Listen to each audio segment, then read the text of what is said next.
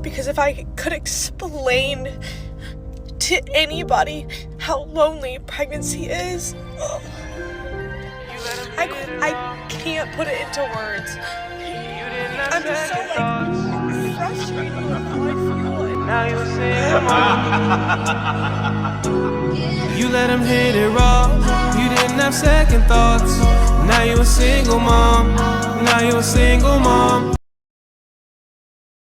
If you are single and you are in the dating marketplace at that time, when that happens, say you're 37, 36, 38, 40, whatever it may be, and you are still on the hunt for that man, and you hit the wall and you can see in your face that you are no longer the face that you were at whether it was 30 or 35 or 25, whatever it is, you are going to be panicked. Because now you know that you are going to compete with women who are younger, who are largely more fertile, not always, but largely speaking, yes, who have that youthfulness to them, who have that estrogen, progesterone, whatever the hormonal balance is that makes someone young, it's there, and you're losing it. And you become hyper aware of that, and that is why women begin to panic. So I tell women this all the time. All men can change, and all men will change. But there's only one woman that we're going to change for. It's just one. We don't change for all women. We only change for one woman. If he ain't changing, it's because you ain't the one. We talk oftentimes about this I don't need a man philosophy. I don't need a man. I don't need a man. That's been indoctrinated into young women. The reason for that is that in many cases, men have been reduced to a wallet. So women are having these conversations about men and they're saying, well, I have a job. I have financial stability. So I don't need a man for that.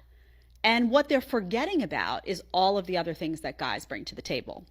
They're forgetting about, that shoulder to cry on. They're forgetting about that sense of union when times get tough. They're forgetting about someone, starts breaking into your home and you don't want to handle that situation. You want your protector guy to handle that situation. Let's be honest. They're forgetting about, well, I'm going to want kids and I'm going to want my kid to have a father, a real father. And remember, women and men bring different things to the table. Dads and moms bring different things to the table. So a mom can't be a dad. A dad can't be a mom. It is different. What if Summer comes to you, as pretty as she is, and says, Mom, I want to be a city girl? She ain't gonna be no city girl. So Summer ain't allowed to be no city girl? No. I want her raised totally different. Like, I don't even want her to even see the light of day like that. Like, I really want her to just be like, like level-headed, a schoolgirl, and just on a whole nother wave. Like, I kind of was raised different, so I don't want to raise her up how I was raised. So, I'm a city girl, ain't nothing wrong with it, but I don't want that for my daughter. I have been so hesitant to post about this for two reasons. Number one, I don't like negativity, and I don't want to be like the bearer of bad news. Number two, I didn't want to believe it. But after doing so much research and getting a lot of messages, I'm going to just deliver the unvarnished truth to you guys. I'm just going to lay it out straight. We're in a dating crisis. Not basically, we are. That's what's happening. So let me look at my research here because I don't want to mess it up. So men looking for casual dates and our relationships is down 50%. 50. When they ask, what do you bring to the table? Your soul. My soul is the table, the chairs, the rug underneath the table. My soul are the dinner plates. My soul is the dinner. My soul is the dessert. My soul is the breakfast, the lunch, the brunch. My soul is the knives, the forks, the spoons. My soul is everything. The table, the house, all that. My soul. And that's what's not going to be easily replaceable. Does anybody want to get married? Because I need to get on this. Like, I need to have kids. I need to get married before my grandparents pass away, and I also need to have kids before my dog passes away because he's a really good kid dog. And I'm running out of time. You guys, it is hard out here. So applications are open. If you want to. It'll be hard, but I'm fun.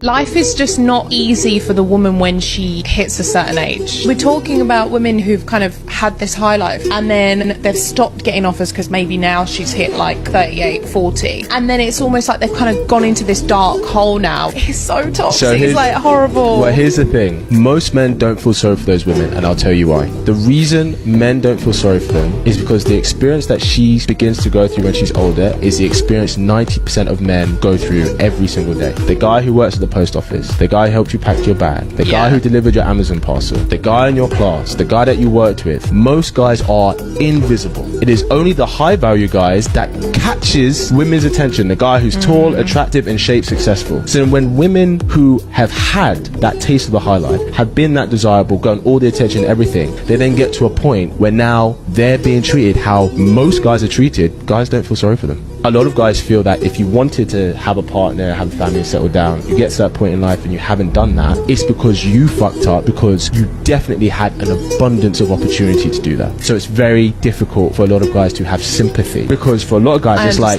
this is how it's been for us since day one. And most of us don't even get to a point where we can attract a girl like you. You've been there, you've had the chance to get those guys, but because you decided to play around, maybe you didn't want it serious, and that's fine. Like, there's nothing wrong with it, but you have to accept what comes with the path that you choose.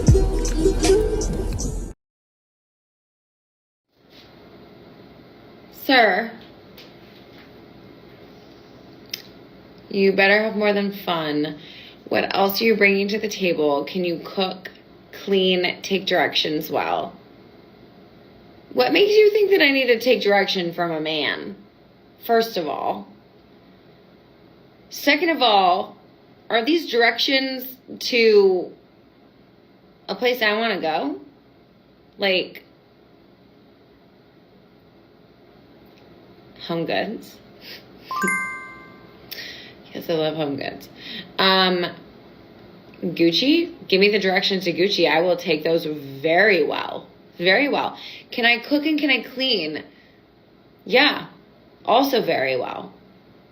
Can you build a home? Can you build a home?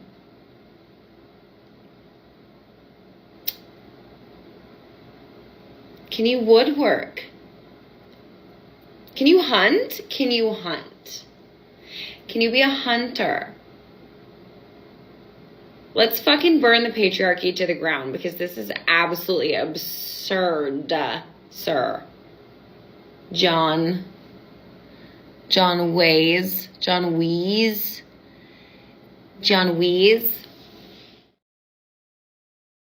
Choking me out. I don't get dating nowadays. This is the largest group of butthurt, bitter pen pals I've ever seen in my entire life. It's absurd. Like, you'll establish mutual interest with somebody, exchange numbers, and then you want to good morning me beautiful until my head is ready to explode. Like, I don't know about y'all, but my attention span is not something to play with. You've got 2 or 3 weeks of chit-chatting with me and FaceTiming before I expect you in person. All right? This isn't fucking summer camp. Let's keep in touch. No.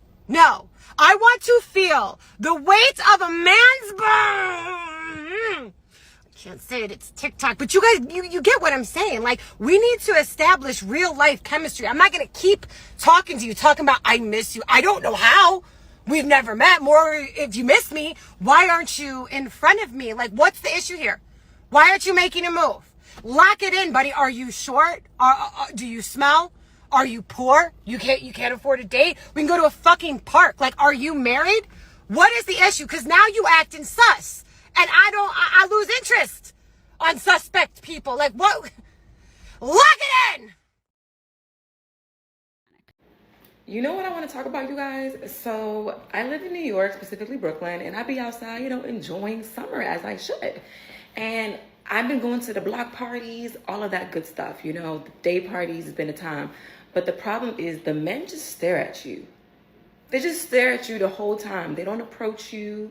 They don't want to get to know you. They don't want to, oh, do you want to drink? It's just a staring contest the whole time.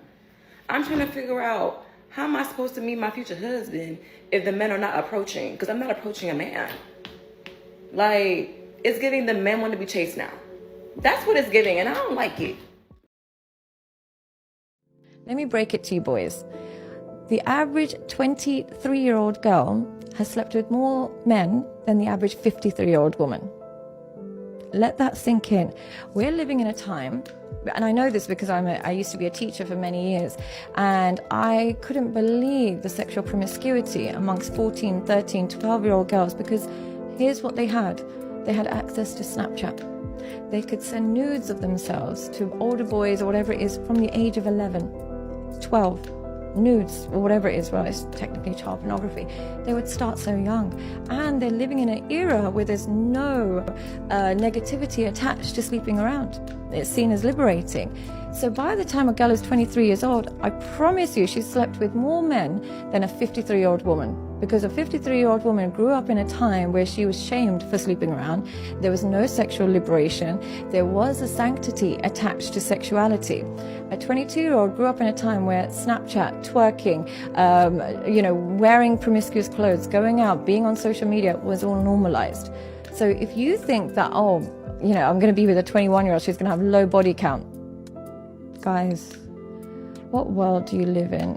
What world do you live in? Men want attention and will do anything to get it, just like a child. Let's correct that statement, okay? Some people will do anything for attention and do anything to get it. They will be good to get attention and they will be bad to get attention. It's almost like that's part of human behavior. Stop answering to men when they make childish or pandering or accusatory statements. Does one mean like this one? Responding to someone who has interrupted a conversation that they aren't even invited to is like saying it's okay that they're there. Well, that's nice, but I'm definitely interrupting this conversation. Ignore, delete, block, whatever you have to do to not trigger a cortisol or endocrine or any kind of response in your body. It's about you. Now there's a radical change in priorities. Everything is about the individual and their feelings. The less that you acknowledge that it's happening, the more that it becomes background noise and the more that it literally just doesn't even exist anymore. But yet, here's a post about it. For women to recenter and heal and decenter men and not consider them to be a part of blah, blah, blah, blah, to not consider them. They aren't invited to this piece of ourselves that is working on ourselves, that is working on us being the center. Yet, ironically, one is still centering men in this conversation.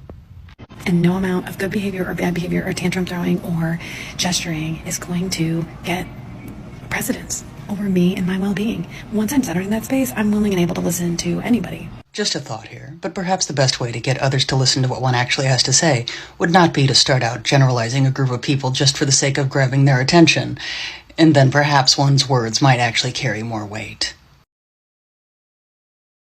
Since 2019, not since 1970, since 2019, right? And that's a short time ago, 2019, just a few years ago. Right before the pandemic, down 50%. They're not looking, which means if you're a woman looking, they don't give a shit. So as this trend continues, by 2040, 45% of women, 45% of women between the ages of 20 and 45 will be single and childless. Because if I could explain to anybody how lonely pregnancy is, I can't put it into words. I'm just so frustrated with how I feel. Now you You let him hit it raw. You didn't have second thoughts. Now you a single mom. Now you a single mom. 2/3 of all student debt is held by women in the United States. Black women hold the most student debt out of any racial or ethnic group in the United States. Childcare is so expensive that it is outpacing women-dominated fields like education and nursing. Women who hold higher degrees, higher education, can no longer afford to work because of the cost of childcare. So they're going even more into debt with their significant student loans and then their inability to work. Women are also in poverty more than men. We also don't get any paid parental leave. So women have to decide between bonding with their child or losing their job. You can't convince me that they aren't trying to force us into pregnancy, force us to be uneducated, and make sure that we are in the home and reliant on men. Today I read a quote that said, "White women ignore the sexism to benefit from the racism." White women, it's time to get your head out of the sand to protect our future generation. It's time. Most men will only experience unconditional love from their mothers, and some of us don't even get that. Most of us have never even felt appreciation or respect without conditions or hidden intentions. We don't know what it sounds like to hear, "I see you, and I'm proud of you. I'm glad you're here. You really make a difference." Yet the expectation is to constantly be displaying the strength and love that the world is hesitant in conveying. We're expected to have a thick skin but get judged if it turns to a hard shell. The first step in being a man is ignoring the hunger. Because yes, boy, you're going to be starving. Starved of attention, starved of affirmation, starved of love, starved of being told that you are enough. Step 2 in being a man is comfortability with replaceability. You are only as good as you are useful. You are only as valuable as you are needed by others. Should there ever come a day, boy, where you fail to provide everybody with a smiling face, then do not be surprised when they say all men do is take up space.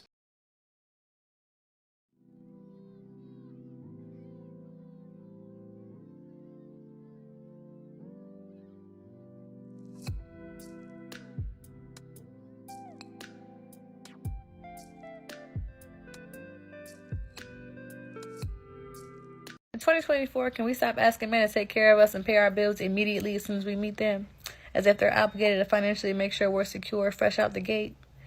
I will never understand this. I hear the craziest stories from men, how they'll go on a first date with a woman or their first conversation with a woman, and immediately she's making it a requirement and a standard to pay their bills and fly them out and take them shopping and drip them in designer and take care of their 3 kids. It's not even theirs, and this is the standard if you want to get to know me, let alone date me. That's insane to me. Like, I can't understand that or comprehend, because I feel like as a woman, you should hold your own and you should make sure your bills are taken care of on your own. I'm all for a man leading and providing and protecting, because that's what a man's supposed to do. And a part of providing is, of course, making sure that his woman is financially secure. But the key word there is his women. You can't just meet a man. He doesn't even know you. Y'all don't even know if you're going to be together. And the standard is you got to pay my bills. Like, that's crazy to me. But if a man met you on the first date and the first night and he wanted to have sex with you, you would be appalled and offended. Doesn't make sense. Let's talk about feeling lonely in your marriage. I think that this is something that has been swept under the rug for a very long time, and most women don't feel comfortable talking about it. I got divorced 3 years ago. Before that, I did feel extremely lonely in my marriage, and I didn't talk to anyone about it. I felt ashamed and like it was my fault and that I had failed, and it was all internally something I was dealing with. I felt like I was supposed to support my partner and never say anything bad about him. So if I talked to my friends about how I was feeling, it was not being a supportive wife. So all these things that aren't true. As women, we deserve to be supported and loved and taken care of, no matter what stage you're in, no matter how old your kids are. So just know that you deserve that. You deserve to be treated well and loved and supported, and that being lonely in your marriage is not okay. Work on it if you want to work on it. Leave if you want to leave. But know that you need to talk to people and that you will get through this one way or another. I finally got the message. A lot of guys are socially awkward. I think you're a bit ignorant to like the average guy's experience. Consider this, right? The average guy today, his granddad had to put in a quarter of the work to get the kind of woman that is 4 times as amazing as the woman he's attracted. Oh, you're talking about his grandmother was an amazing woman and a very, very feminine, natural woman, and his granddad really didn't have to do the kind of work he has to do right now as a young man in the Western world. So you're talking about hoflation. Yes, it's hoflation. Hoflation. So modern men have to work 5 times harder than their grandfathers did for women 20 times worse than what their grandmothers were. It's true. It's actually true. You want a high value man? So do you want a guy who's got status or wealth? Not necessarily wealth, but just has something going for himself. My argument here would be the more money he gets, the less he cares Right, about but those- your money. Right, but those type of men want to be able to have an intellectual conversation No, with a not woman. really. And that wraps up today's episode of Manosphere Daily. If you enjoyed the content, give it a like. Be sure to subscribe and hit the notification bell so you're notified as soon as a new video is out. Share your thoughts in the comments below. See you all tomorrow.